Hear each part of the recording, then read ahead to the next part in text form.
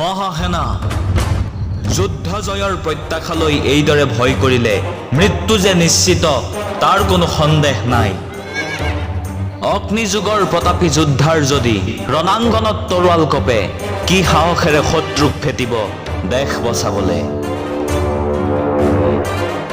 ইতিমধ্যে শত্ৰুৱে আমাৰ চাৰিসীমা ঘেৰাও কৰিছে।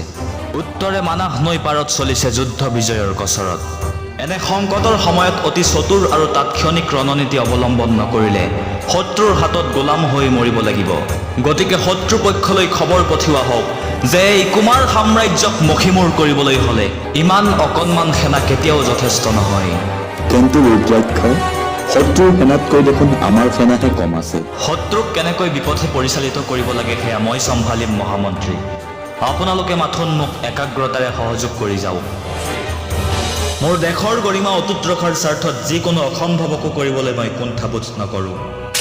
এয়া পৰম পিতা পৰমেশ্বৰৰ আগত মই মহাসেনাপতি ৰুদ্ৰাক্ষৰাজে শপত খাই কৈছোঁ, নিয়তিয়ে মোৰ উশাহ কাঢ়ি নিনিয়ালৈকে এই অসম দেশৰ তিলমানো ভূখণ্ড শত্ৰুৰ হাতলৈ যাব নিদিওঁ। দেশৰ প্ৰান্তে প্ৰান্তে উৰুৱাম মোৰ সেনাৰ বিজয় ধ্বজা। প্ৰয়োজন হ'লে দেশ মাতৃৰ বীৰ পূজাত প্ৰাণ আহুতি দিবলৈও মই সাজু আছোঁ।